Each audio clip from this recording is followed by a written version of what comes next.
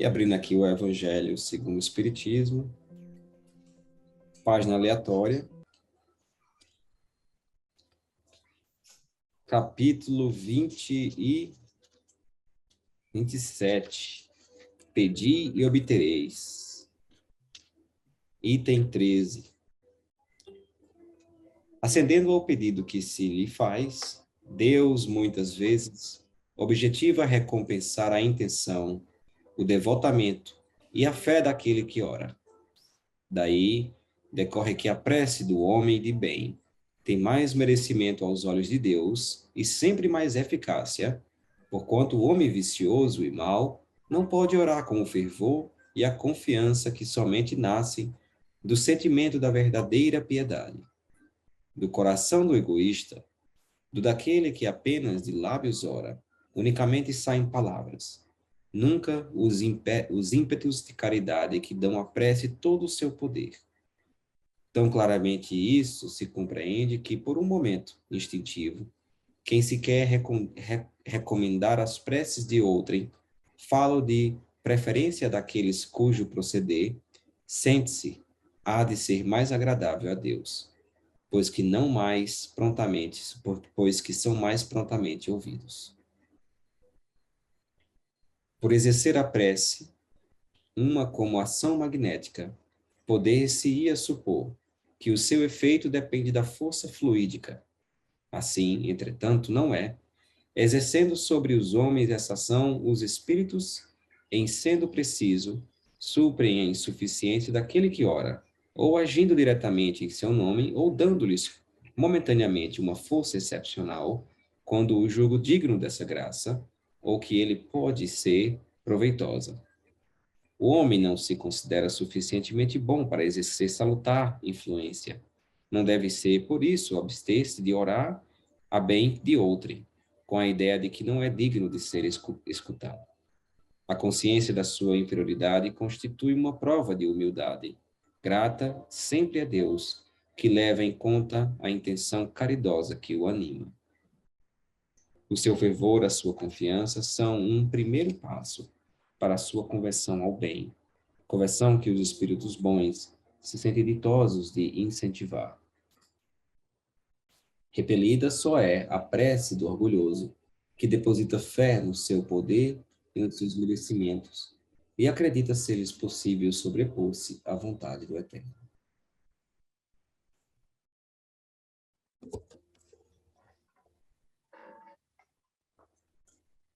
Amado Mestre Jesus, agradecemos mais uma vez, mais esse dia de estudo, mais esse dia de aprendizado.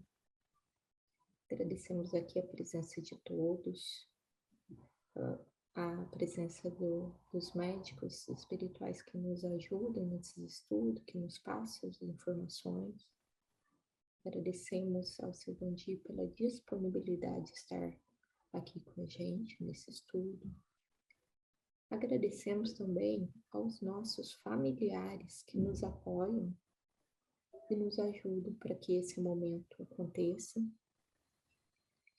E estamos aqui de coração para mais uma noite de estudo, de aprendizado. Agradecemos a Deus, Jesus, nossa Mãezinha Santíssima, Dona Maria Cláudia, Doutora Cristina e Doutor Fernandes, aqui na Austrália. Assim seja.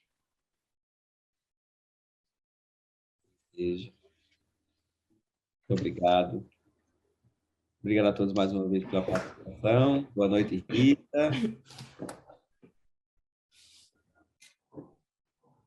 E aí a gente pode, então, dar início à nossa pequena aulinha, da aula número 101, crianças especiais com trauma de salas periféricas da esquizofrenia, né, seu Bandi? Onde aí a doutora Cristina nos traz a explicação do consciente e subconsciente, das memórias, da memória fotográfica, né? Nosso HD que registra todas essas informações e que elas muitas vezes trazem a esquizofrenia como uma prova devido aos atos que você pratica no passado, né? Também ao subconsciente do médium sonambúlico, E a doutrinação, que é uma das questões que foram muito mal difundidas ou mal estudadas no Espiritismo no Brasil, né? E aí eu deixo para nossas estudantes maravilhosas que se dedicam tanto mais, muito mais do que eu, para aprender esse conteúdo e já tem muitas dúvidas, eu tenho certeza. Vamos começar então com quem não teve condições de digitar, nossa irmãzinha Cíntia, nossa irmãzinha Ana. Posso começar?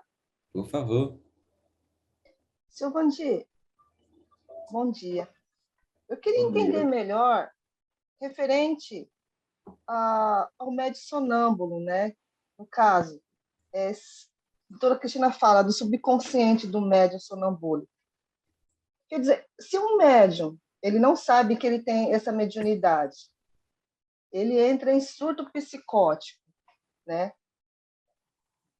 Ele pode entrar num estado de esquizofrenia. Olha, é interessante que no Livro dos Médiuns, Kardec muitas vezes fala sobre essa questão da loucura, né? No Livro dos Espíritos também. É de salientar que quando nós vamos reencarnar, o processo reencarnatório nos diz os riscos da mediunidade que nós escolhemos. Mas o grande problema dos espíritos é que eles se embelezam com a terra. Eles têm tempo para tudo, mas não têm tempo para o compromisso espiritual. E nos lugares mais distantes aqui, os interior, que fica a 300 quilômetros, a 100 quilômetros daqui, praticamente essas pessoas eram internadas como loucas, né? Porque não tinha uma base científica que explicasse que se tratava de uma mediunidade sonambúlica que alterava o comportamento, entendeu? Alterava o sono e todo tipo de comportamento emocional. Então, quando o hospital ele começa a se expandir para o interior do estado, aí que a gente percebe o grave problema que o movimento espírita causou com assistencialismo e também pregando só religião espírita no Brasil. E faltou o lado científico. E nós vimos aí jovens de 15 anos, crianças de 10 anos, um sonambulismo bastante apurado, que estava sendo tratado como esquizofrenia. E quando a doutora Cristina assume esse papel e o doutor Ricardo Menezes de estudar o sonambulismo e passar tudo isso, né, para que a gente repassasse para vocês, a gente passou a entender a gravidade do problema. Então, os internamentos, hoje, aqui nessa região, ela diminuiu muito, porque existe, assim, várias características de comportamento do sonâmbulo. Tem o sonâmbulo estático. Então, o que é o sonâmbulo estático? Ele é totalmente parado, né? O olhar, aí falam que é crise de ausência, né? Tem um sonâmbulo que traz recordação de vidas passadas. E essas recordações pode ser passiva ou pode ser agressiva. Então, se esse sonâmbulo ele é passivo, ótimo, mas se é agressivo, aí vão dizer que é esquizofrenia. E quando você começa a medicar o sonâmbulo, a situação piora, porque o sistema nervoso central do sonâmbulo, ele não aguenta a medicação. Então, ele começa a ficar mais estático ainda e mais robótico ainda. Então, a coordenação motora, tudo, sofre várias reações. Então, por isso que essa mediunidade, se ela não for bem orientada e tratada, pode levar à esquizofrenia. Obrigada, seu Vandi. Você quer fazer então, Tati? A minha pergunta é essa. Mas toda pessoa esquizofrênica é sonambúlica? Não, porque a gente vai ver os sinais e sintomas da esquizofrenia kármica. A pessoa já nasce com ela, né? As características da fisionomia, do falar, a dificuldade de dormir, a agressividade. Então, a pessoa já nasce esquizofrênica. No decorrer da idade, a gente vai observar que algumas pessoas ela têm uma característica de esquizofrenia, mas, na realidade, elas são sonâmbulas, não tratadas, que merece todo tipo de tratamento espiritual para se reabilitar. A nossa vantagem aqui no núcleo central é que nós temos 2 psiquiatras, né? Então, psiquiatra espírita. E o paciente, quando ele fala assim, olha, eu estou vendo visão, eu estou ouvindo vozes, então ele já sabe distinguir se é mediunidade ou se é esquizofrenia.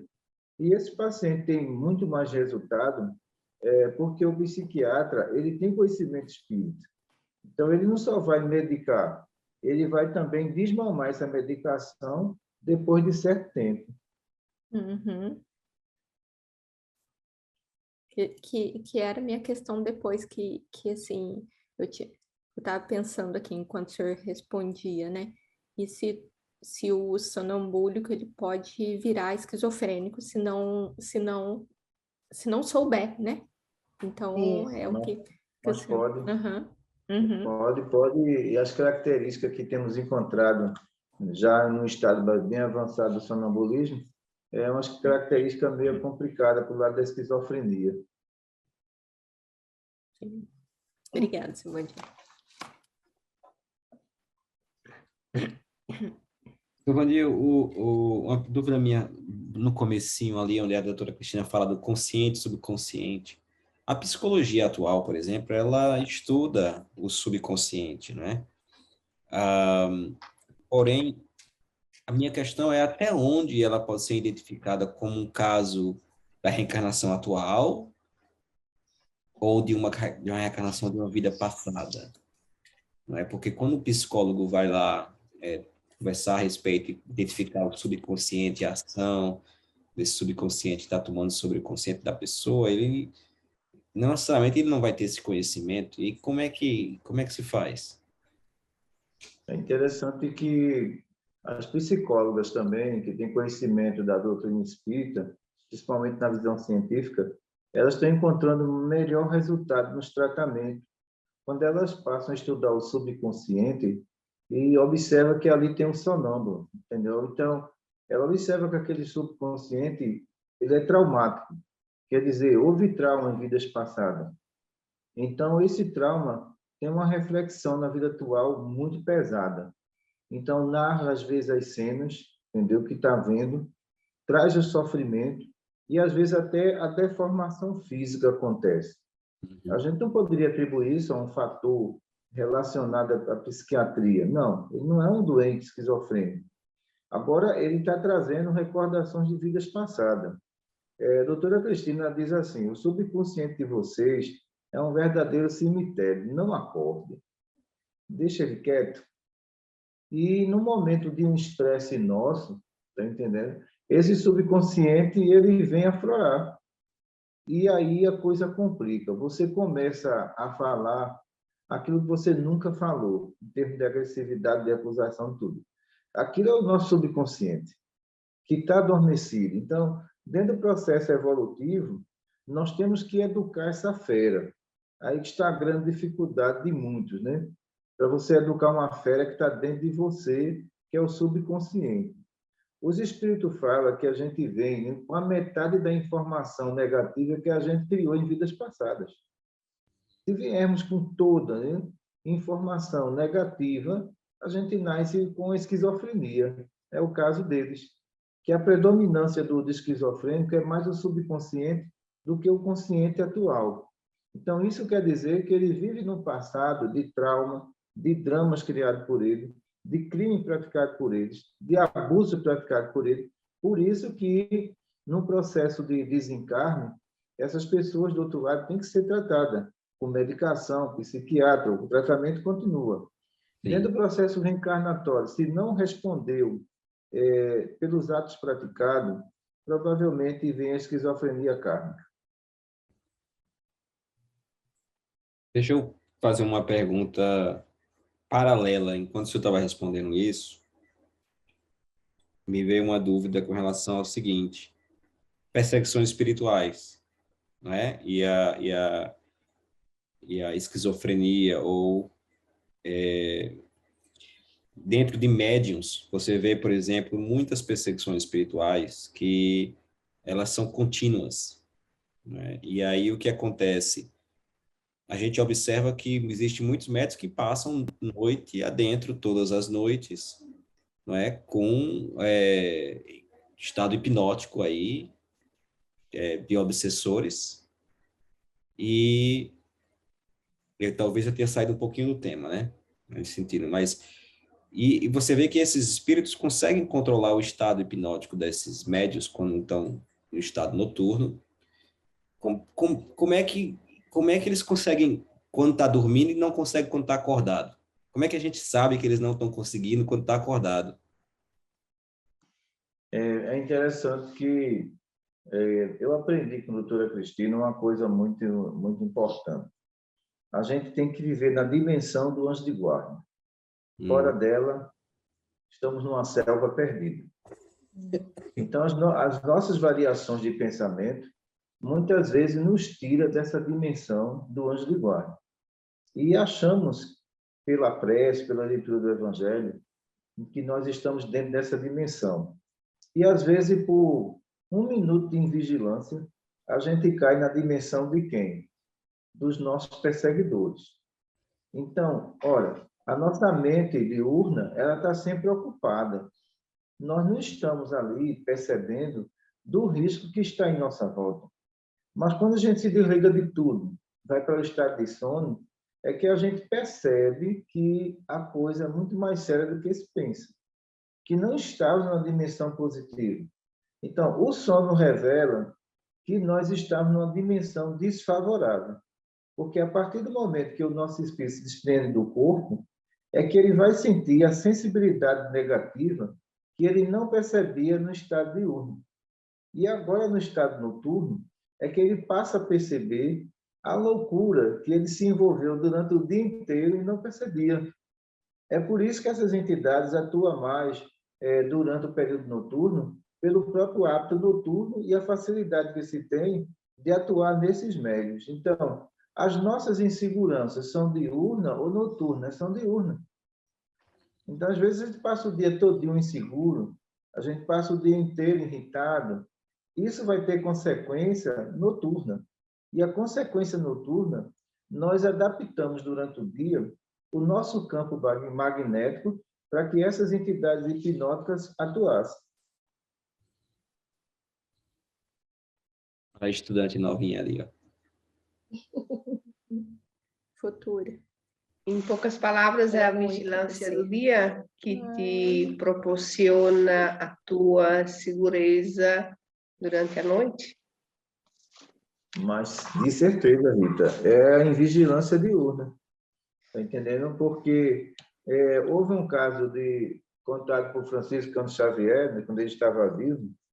Esse caso foi contado, não foi escrito, de um rapaz que chegou para ele e disse: Chico, olha, eu estou muito preocupado. Ele disse: com o quê? Toda noite eu durmo e quando eu estou do outro lado, olha, eu chamo tanto do palavrão, mas, Chico, como é que isso pode acontecer? Aí Chico faz uma pergunta a ele: durante o dia você chama palavrão? Ele disse: não, mas eu me seguro o dia todo. Aí Chico disse para ele: olha, tudo aquilo que você segura, você solta durante a noite. Então, Chico tinha toda a razão. Ele tinha vontade de falar, mas ele pensava, ele não falava. E durante a noite, ele soltava tudo no mundo espiritual. Então, ele passou a entender que era a falta de vigilância diurna. Seu Vandi, sempre nessa primeira parte, uma pessoa que tenha esse olhar, sente que quando... É uma pessoa que eu conheço que quando eu olho, tem esse olhar, tem um buraco aqui, assim, tem um peso, parece que tem uma ilha. E essa pessoa, ela tem uma capacidade de criatividade no mal, assim, pensa mal, você não fala comigo porque tá com raiva de mim, tipo, e às vezes eu não falo muito porque tem dia que eu gosto de ficar no silêncio. Eu sou um pouco estranha como pessoa. Gosto muito de viver o meu interno. Às vezes eu passo o dia inteiro falando pouquíssimo, mas porque eu tô bem, assim. Parece que eu tô gastando energia conversando muito. Mas eu tô bem, eu não tô com raiva, eu não tô pensando nada. estou ausente, não entendo por quê, mas eu vivo muito essa coisa. E às vezes eu fico me perguntando, mas por que essa pessoa ela pensa tanto negativo, principalmente em relação a mim, que eu estou pensando mal, que eu maltrato, que eu. E a gente vive em duas situações, e tem esse olho assim, pesado, como está falando aqui, esse olhar pesado, e não é uma pessoa esquizofrênica declarada, mas com os meus estudos eu começo quase a pensar que tem um problema mental, ou a pessoa vive nesse estado. É a questão desse subconsciente que com facilidade ela vai e pega esse arquivo, ou é a pessoa mesmo que é negativa? Veja só, e às vezes no processo reencarnatório tem pessoas que ela não vive o consciente atual, ela vive do consciente do passado, de toda a maldade. Então, uma característica física começa a mudar também, às vezes a voz começa a mudar também. Então, é a característica que o espírito trouxe, mas ele não veio com esse subconsciente ativo. Quer dizer, durante a trajetória reencarnatória, a inveja, o ódio que ele sentiu das outras pessoas, ele despertou toda a inferioridade que ele tinha em vidas passadas. É interessante que na regressão de memória do sonâmbulo, que é equilibrado, a gente percebe nele que ele traz muita característica boa. É um espírito que construiu, né? Só coisas boas. Naquele desorientado que ele veio com o sonambulismo na expiação e prova, a gente já percebe a violência, a malícia dele, entendeu? Tudo aquilo ali são arquivos mentais que ele traz. Então, quando você olha para ele, você olha como espírito, né? O seu espírito está olhando para ele como espírito, como se ele não tivesse a matéria. Por isso que você tem essa identificação. Ok. Obrigada. Interessante a pergunta, viu? Vamos lá, então, estudantes. Quantos mais? Quem tem mais a próxima dúvida?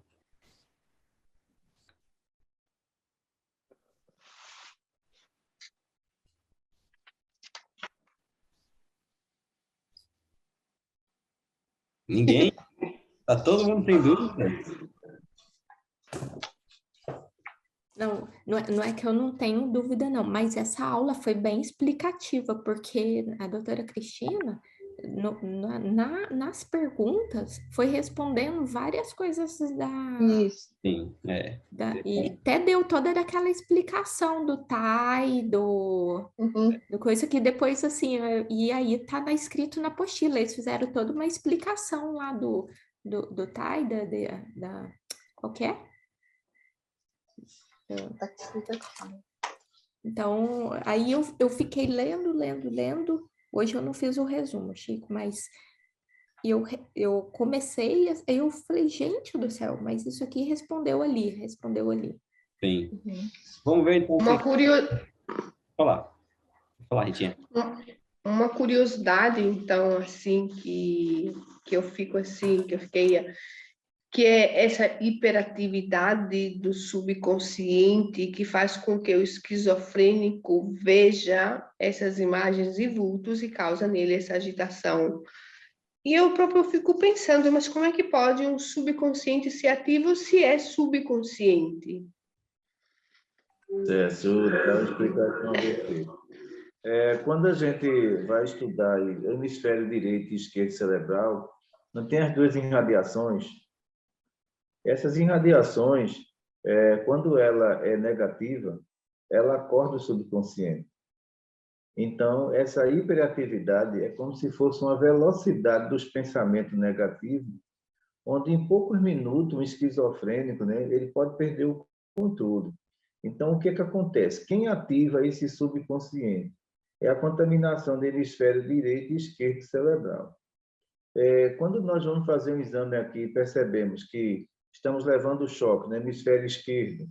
Então, aquela pessoa ela está sujeita à depressão, à crise de ansiedade, à arritmia cardíaca, tudo isso mais. Então, a gente pode dizer que o nosso subconsciente ele se divide em duas partes, direita e esquerda.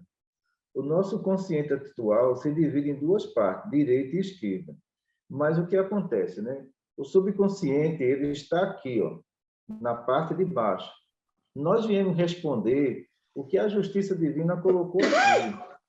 Qual é o nosso problema? Quando a gente começa a entrar numa faixa negativa, ele faz isso. Agora, a coisa complicou. Então, nos estados de perturbação, o que é que o obsessor tenta? Ele tenta ativar o nosso subconsciente e fazer isso. Aí a atuação dele é mais direta.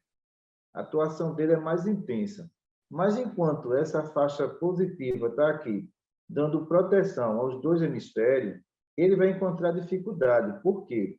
O consciente atual está nos chamando para as dimensões positivas. O subconsciente do passado, ele é triste, ele é horrível.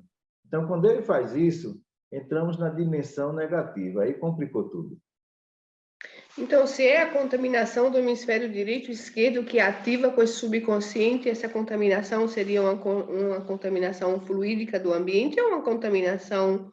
Se tu está contaminado, é porque ou você está pensando, ou está depresso, ou está em lugares que te contamina?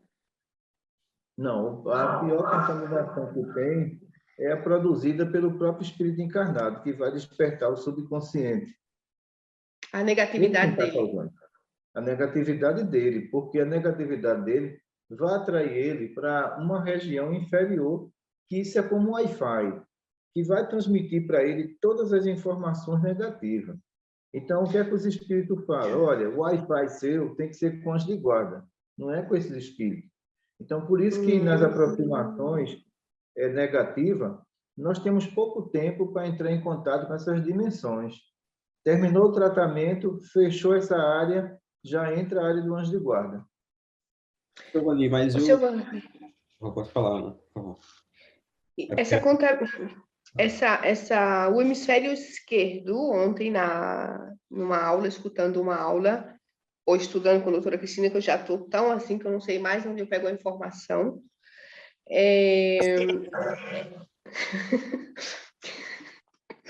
A parte esquerda é aquela parte onde o médium é mais sensível durante uma comunicação, um trabalho de mesa mediúnica.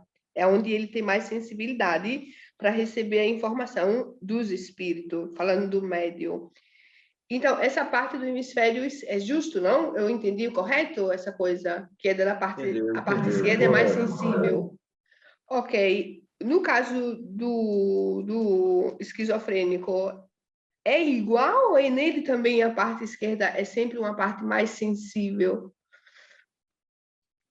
No caso do esquizofrênico, ele teve um fechamento de hemisfério. O direito se chocou com o esquerdo. Aí, quando isso acontece, as coordenações de memória, que a nossa memória ela funciona em pausa, elas se chocam. Então, o que vai ocorrer ali? A gente chama de memória livre. O que vem no pensamento, ele vai fazer. Então, o que a gente chama de choque de hemisfério direito com esquerdo é que causa a esquizofrenia, a perturbação e o processo hipnótico. Pronto, era nesse ponto que eu queria fazer a minha pergunta, Silvani, do processo hipnótico. As projeções que acontecem com os médios constantemente, digamos que o médium ele não faz nada de errado, entendeu? E ele é moralizado e busca sempre manter a moralização, mas as obsessões e o processo hipnótico não podem mesmo assim ativar tentando trazer esse subconsciente. E aí eu digo o seguinte, aconteceu comigo essa semana, não é? E exatamente isso que o senhor falou também do anjo guardião, não é? Por exemplo, eu estava num processo hipnótico, despertei, não é?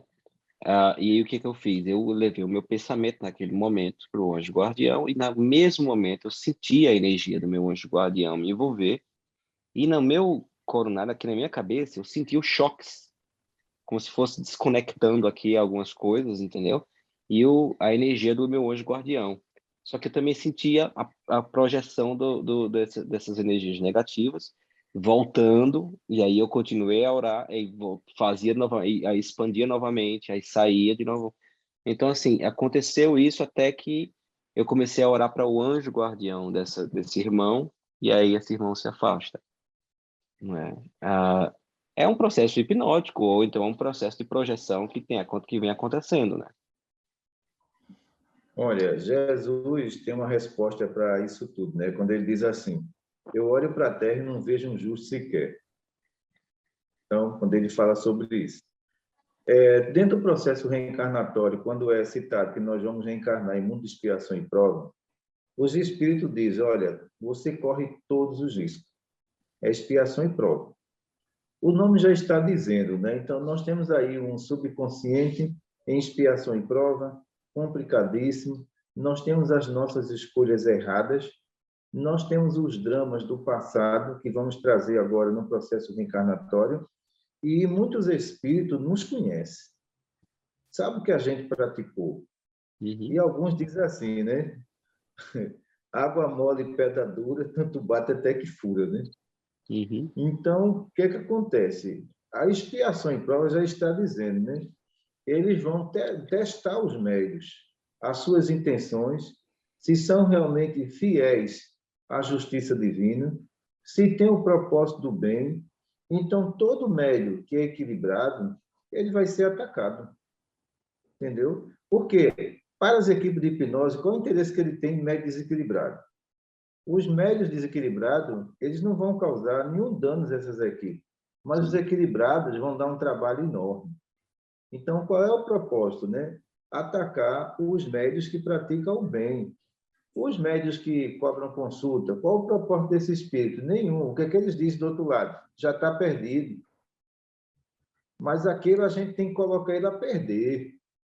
Então, por isso que quando Jesus simbolizou a tentação dele no deserto, ele mostrou que nenhum homem é resistente a todas as tentações. Então, a simbologia foi essa. Então, isso quer dizer que nós só temos obsessões no mundo físico porque, infelizmente, temos instrumentos para alimentar essas obsessões. Se não for atacar você, vai atacar alguém que não gosta de você para servir como instrumento contra você. Aí que está a questão da vigilância geral, né? Então, quando pergunto a Kardec sobre os médios bons, ele diz que não existem esses médios bons, né? Existem os médios moralizados.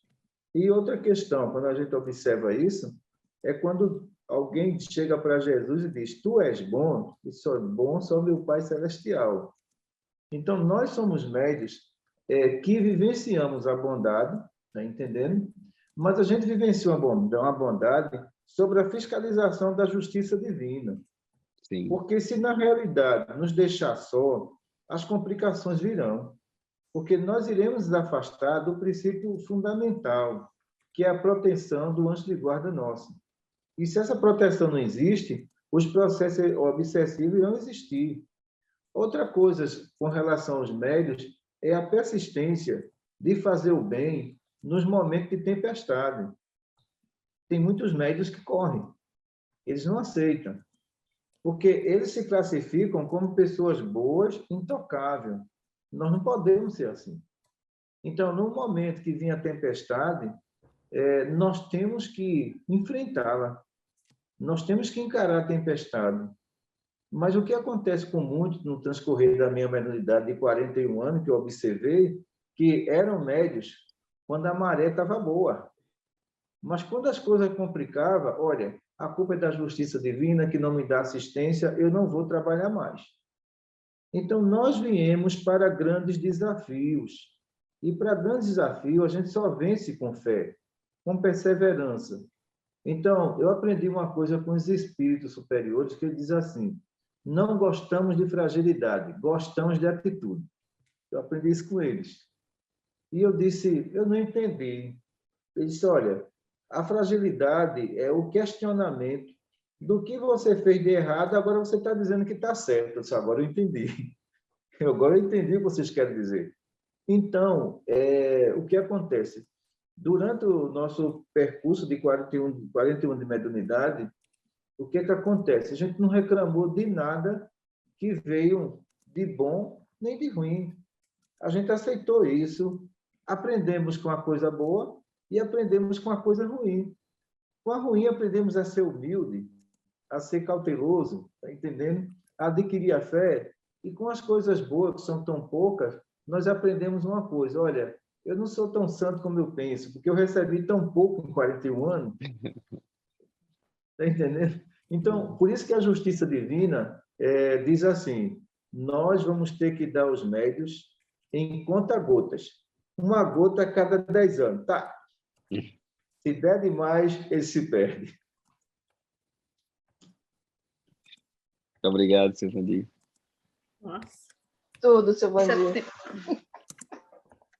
Essa tempestade é relacionado a momentos de saúde, de tristeza pessoal, ou também enfrentar essa batalha de outras pessoas que é contra você, que você está fazendo tudo certo aparentemente e não consegue entender por que as pessoas ficam com raiva de uma tua atitude que tu fez num bom senso, não entende assim, mas como é que essa pessoa foi deturpar essa situação para colocar desse lado? Precisa de muita criatividade, porque a intenção foi uma outra. Também nesse sentido, uma pessoa está jogando pedra e tu está com um sorriso? Olha, Jesus disse uma coisa assim, não atire pérolas aos porcos. Às vezes, às vezes eu vejo coisa impressionante. Eu vi uma palestrante, na Elsa estava viva ainda, e essa palestrante estava numa rádio, e eu estava lá no computador acompanhando o programa para fazer perguntas também, né? E eu fiz uma pergunta para a palestrante, que era o tema obsessão espiritual, e essa palestrante muito arrogante, ela disse ao vivo, num programa de audiência, assim, Vandir, vai estudar? Você precisa estudar. Eu disse, não, mas você não respondeu minha pergunta. Não, você precisa estudar mais. Olha, eu vou dizer uma coisa a você, isso não me atinge, porque eu não estou trabalhando para palestrar. Se eu for chamado a atenção por Deus, por Jesus, por Dona Maria Cláudia, pela equipe, são pessoas superiores a mim, graças a Deus eu vou aprender.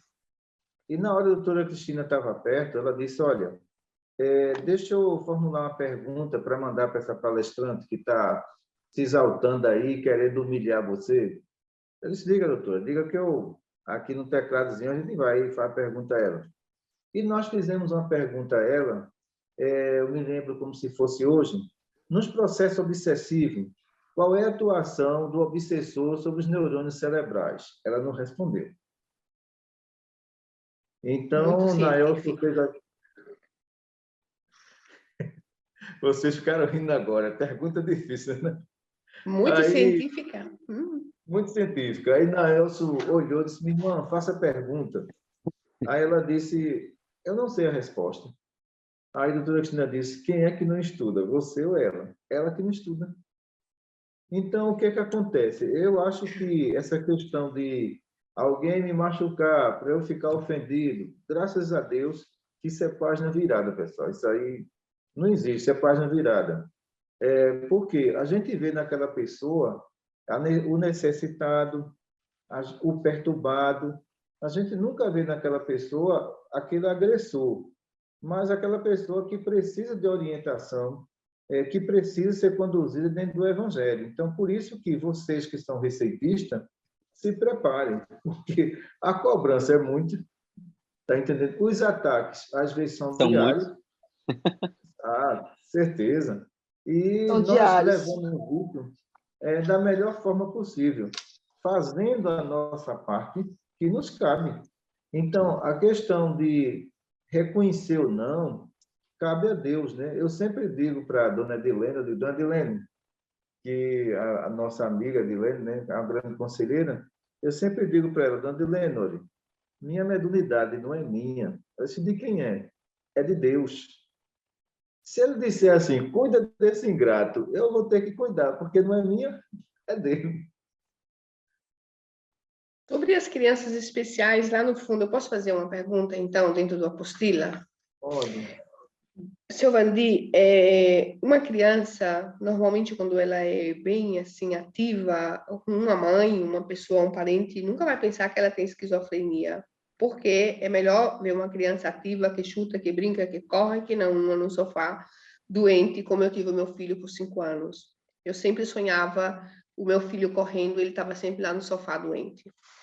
Então, assim, não é fácil nesse caso, porque nas escolas, coleguinha da minha filha na escola, quando um professor fala, essa criança nunca está. Como é que você pode saber que uma criança de 3, 4 anos em uma atividade que está ali, que não fica parado, mas é esquizofrênico, tem essa tendência, porque ela fala assim, se traz essa criança entre os 7 anos, e não é kármico, a gente resolve com os problemas, com as máquinas nos hospitais. E se traz com 3 anos, melhor ainda, um resultado melhor ainda. Mas o que seria então, porque de repente eu não conheço esses casos dessa hiperatividade, não consigo imaginar o que eu vi, se vê que eu vi uma situação normal, como você pode definir que aquela criança está com tendência a uma esquizofrenia e essa atividade não é normal, essa hiperatividade dela? Mas a hiperatividade que ela fala aí não é baseado na criança que não para. Ela se senta aqui e se levanta ali. A hiperatividade que ela se refere aí é na agressividade. É no convívio com os colegas, tá entendendo? Então, ela quebra jarro, ela empurra as pessoas. Então, essa hiperatividade, ela é muito perigosa, porque não é aquela normal, onde a criança ela não para de brincar, né? Então, ela é hiperativa. Mas a hiperativa, com sinais e sintomas de esquizofrenia, é muito diferenciada. Ela é agressiva, ela pega faca, ela joga pedra, ela morde a outra criança. Ok, Tá não, nunca vi entendendo? uma assim. Pronto, é nesse estado aí mesmo que nós estamos falando. Mas até onde isso não é um estado normal ou um estado de inferioridade do espírito, não é? Versus um estado esquizofrênico. Porque, por exemplo, eu vou te falar, a minha filha mais nova, Florence, ela às vezes eu digo para ela, não faça isso, ela olha para minha cara, já dá um grito para mim assim, ou então vem, pega minha mão, aí arranha minha mão assim, eu falo, não faça isso, entendeu? E eu acho isso um estado normal, porém agressivo, de um espírito que tem um histórico aí, não é? Ela só faz isso com os pessoas de casa. Quando tá fora de casa é um amor. Olha só, a questão de 0 a 7 anos, 7 anos a gente encerra o ciclo reencarnatório. Então, de 0 a 7 anos, o que vai acontecer aí? Nós temos a memória de 0 a 7 anos. A memória que nós vamos responder é com 7 anos de idade. Agora, durante de 0 a 7 anos, nós vamos apresentar aí 6 personalidades diferentes. Veja só, 6 personalidades diferentes. Só que essas personalidades, ela vai adormecer no subconsciente. O que vai prevalecer aí é o quê? É justamente a memória de 7 anos, que a partir daí o espírito já entra na sua expiação e prova do que ele vem responder. Então, essa memória de 0 a 6 anos é a hora da gente educar. Está entendendo? Se de repente chegar 8 anos, 9 anos, tudo que ela tem de arquivo aqui com 7 anos vai desabrochar com 15. Aí o que acontece? Você vai perder o controle. Então, por isso que tem criança aqui tão complicada que ela tem que ser cuidada na barriga da mãe e fica 7 anos em tratamento. Nesses 7 anos de tratamento, ela vai ter até acompanhamento psicológico, porque o espírito trouxe muitos traços de vidas passadas e que agora essas memórias não podem juntar. Você imagine a personalidade de 4 anos juntar com a personalidade de 5, de 6 e de 7. Então, essa criança vai ser incontrolável. É por isso que a infância é necessária para a gente reeducar esses espíritos. Se não fosse a infância, era bastante complicado. Então, o que acontece na expressão que nós consideramos aí emocional de algumas crianças, né? É o próprio domínio e o território que ela quer tomar para si. Quer dizer, quem manda sou eu. Quem obedece é você. Está ao contrário, né, pessoal? Então, ela tem que obedecer, ela não tem que mandar. Então, quando a gente verifica aqui que essa criança tem sonambulismo, então ela, com 4 anos de idade, ela pode trazer recordações de vidas passadas, mas com 7 anos isso aqui pode fechar, ela não trazer nenhuma mais. Aí, a partir de agora, inicia-se uma nova etapa, que vai dos 7 até os 15 anos. Essa nova etapa A melhor forma a que a gente tem que tratar agora é dos 7 até os 15, porque se a gente chegar a 7, 8, 9, 10 e aquele espírito adquirir um equilíbrio, vai ser um adolescente excelente, viu? Agora tem uma coisa, se a gente se perdeu aqui, desde a gestação até a idade de 6 anos, para você recuperar isso é muito difícil. Toda a expressão de contrariedade, de raiva, com 15 anos vai explodir. Obrigado, seu Valdir. Muito boa pergunta, Ana. Eu, eu, eu teria uma pergunta, não está muito relacionado ao tema da aula. Se tiver um tempinho, eu gostaria de fazer. Se ninguém tiver mais perguntas.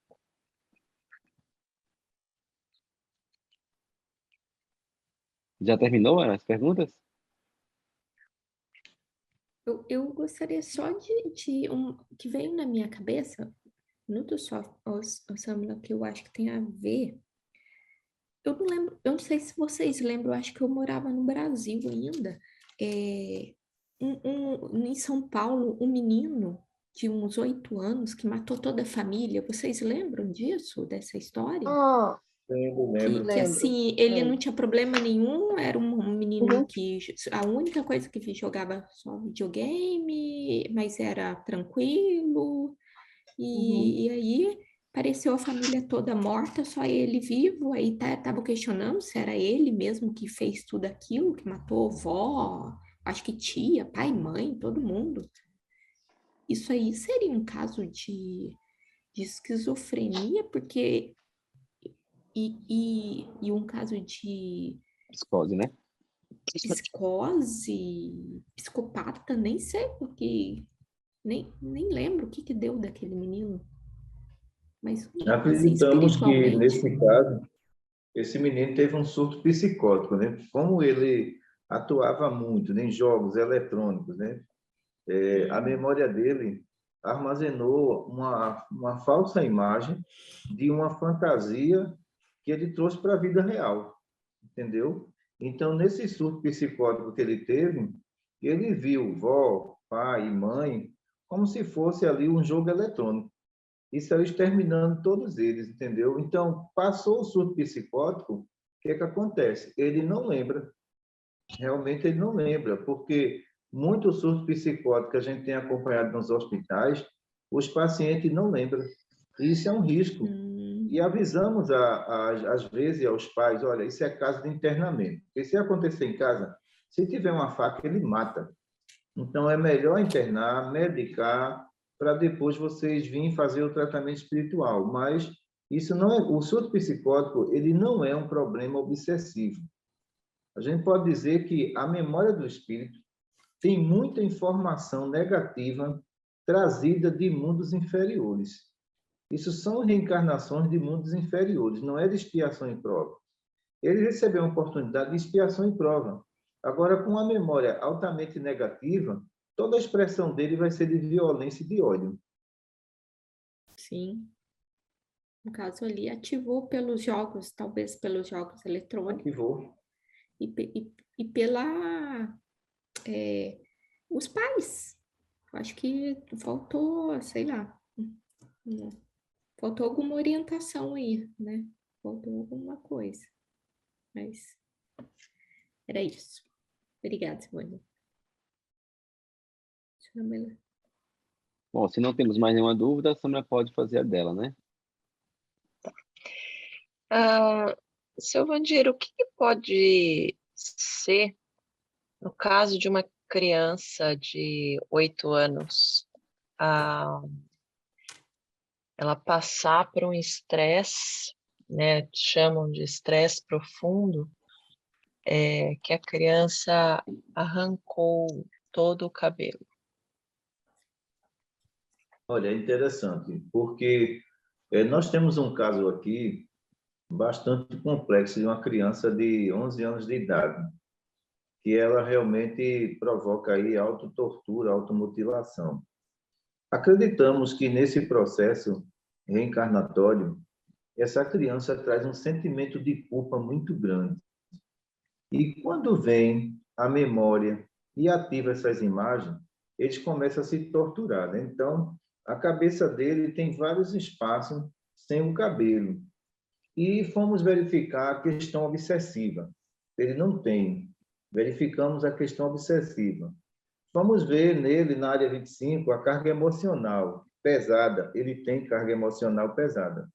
Agora, vamos verificar os pais. São boas pessoas.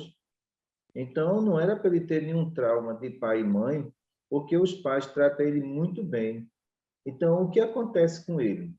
Ele traz em si um sentimento de culpa de algo muito ruim que ele fez em vidas passadas. Então, o que acontece com ele? Alguns se mordem. Eu já vi alguns que eles se mordem. E olha, com a idade de 9 anos de idade. Outros começam a arrancar o pedaço, né? Do couro cabeludo e tudo. E outros arrancam o cabelo, a sobrancelha, tudo isso mais. Isso não é um fator obsessivo. Isso não é uma projeção. Então, eu acho mais complexo a gente cuidar desse caso, porque é um sentimento de culpa mesmo por alguma coisa que esse espírito fez. A gente percebe isso quando algumas caravanas vai para a região do umbral e observa alguns espíritos ali se torturando. E quando vai se pergunta a ele por que daquela tortura, o que é que eles dizem, né? Olha, eu não presto, eu não valo nada, eu era um pedófilo. Então, a gente já sabe que a carga de culpa é muito grande. Então, vai para outro grupo.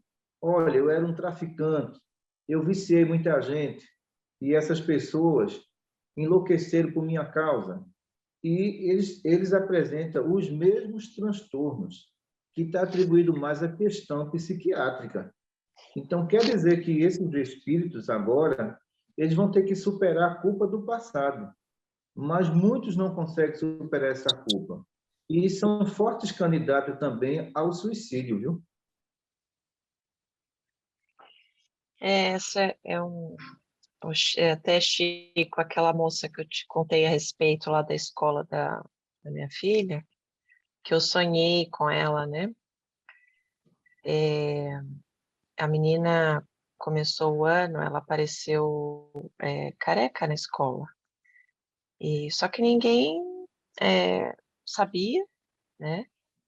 E aí até a Vitória falou para mim, né? Falou, ai, mãe, ela tá que nem eu quando caiu meu cabelo. E enfim, né? Tipo, a menina parece que não queria falar, alguém chegou a perguntar, ela não quis, enfim. E eu encontrei com a mãe algumas vezes, mas também não perguntei nada. Só que eu fiquei com aquilo na minha cabeça, eu sonhei com essa pessoa 2 vezes. E até conversei com o Chico a respeito. E aí eu, né, quando eu pedi assim para a espiritualidade que se for para eu conversar com ela para ajudar para alguma coisa, que surgisse uma oportunidade, né? E surgiu essa oportunidade. Incrivelmente, ontem essa mulher veio parar dentro da minha casa. E ela me contou o que foi, que assim, foi um estresse pelo fato, né, o Covid, ter ficado dentro de casa, os pais trabalhando muito, tipo, ninguém notou, né? Sim. E quando viu já estava um negócio bem complicado já, né? E aí eu fiquei perguntando, né, o que seria, né? Mas interessante, já. Explicação, né? Obrigada.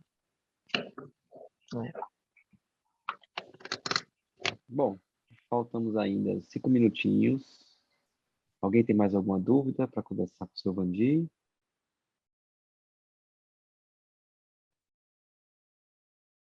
Tá, você está em mute. Você poderia ler essa questão que eu coloquei aqui? Posso sim. Estou fazendo um favor. Tá.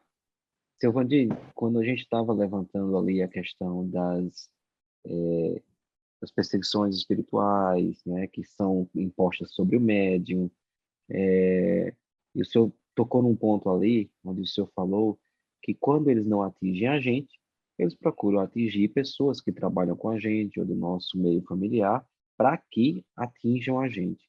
E aí a Tati botou aqui, isso seria quando quando nosso companheiro põe em questão nosso trabalho nos hospitais, seriam os inimigos que os influenciam?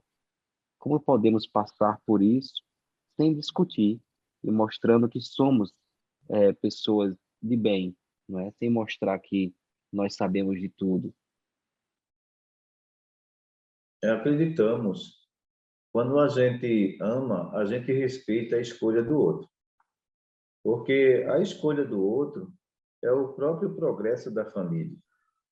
E sempre passamos isso aqui para trabalhadores, para frequentadores também, porque fazer o bem é algo que faz bem a todos e que não deve incomodar nem esposa, nem muito menos esposo, né? Então, as pessoas, na verdade, elas têm que ser menos críticas e mais observadoras. Então, se for mais observadoras, elas vão chegar à seguinte conclusão, né? Eu posso até não gostar do espiritismo, mas eu amo a minha esposa, eu amo meu esposo, isso não tem nenhuma ligação. Agora, a questão é, se eu me utilizar disso, né? Eu não amo o espiritismo, mas eu vou criticar minha esposa, o meu esposo. Essas pessoas serão felizes? Não serão felizes. Por quê? As mentes, pessoal, elas são invioláveis. Então, cada um vai gostar de uma coisa e nós vamos ter que respeitar. Então, se alguém gosta lá de suco de laranja, eu posso dizer, eu não gosto de suco de laranja. É obrigado eu gostar para agradar aquela pessoa? De forma nenhuma. Então, eu acho que existe certos questionamentos que nós temos que colocar um ponto final, para que isso não venha levar na família uma discórdia total, entendeu? Com relação à convivência de casais. Porque se minha esposa ela gosta de algo, entendeu? Eu gosto de ir para a academia, vá para a academia, eu vou até incentivar. Mas se de repente ela falar, olha, eu não gosto do espiritismo, mas olha, eu não sou contra a sua academia, porque você está sendo contra o espiritismo. Então isso vai abalar a relação. E como vai abalar a relação? Porque todos nós estamos reunidos para o próprio bem da família, não é para o mal. E, às vezes, o que acontece? Né? O emocional e o subconsciente nosso, e às vezes ele é tão irracional que estamos insatisfeitos com uma coisa e acusamos outra.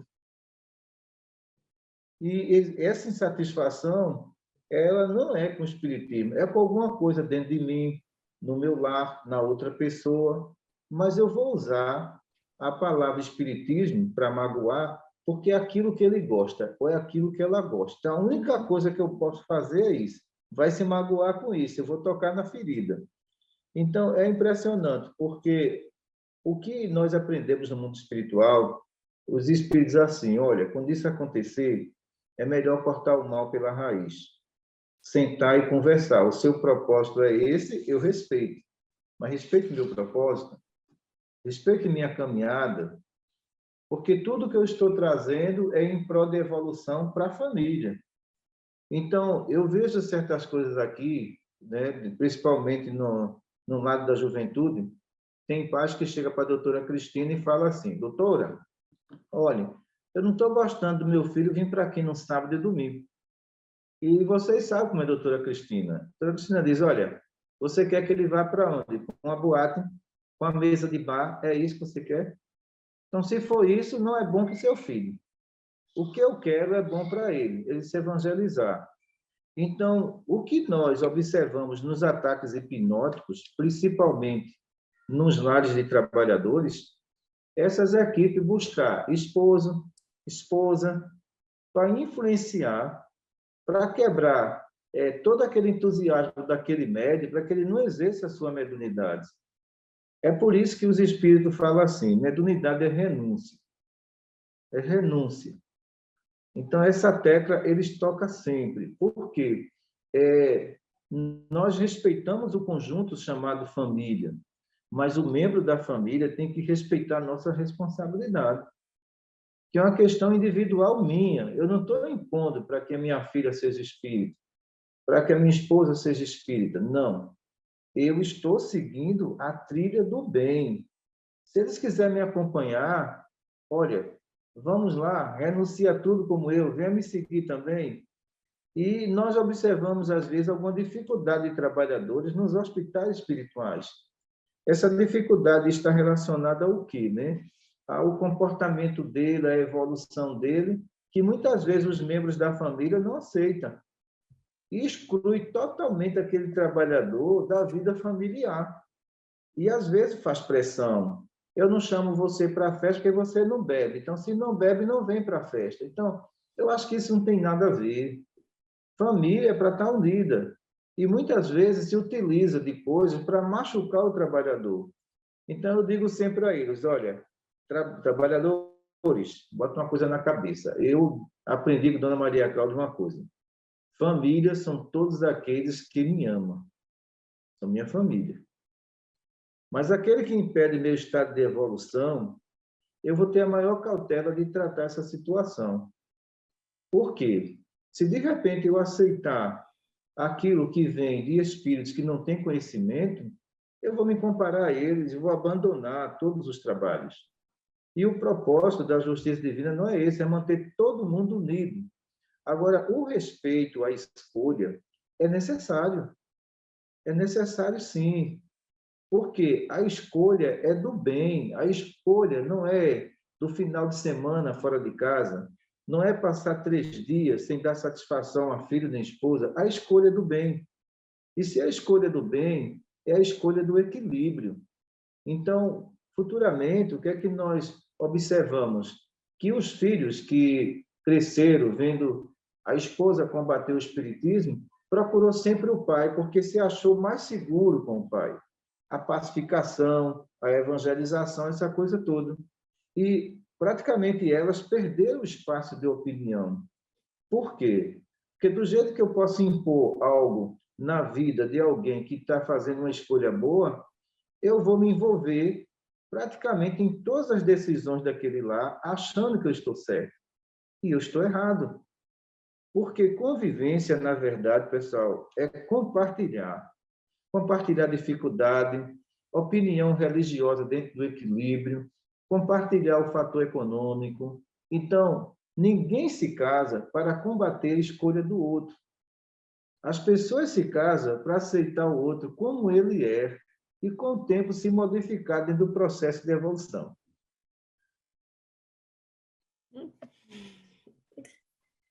Fechou com chave de ouro. Muito obrigado, querido irmão. Gratidão. Obrigado a vocês também. Vamos para a prece. Obrigada.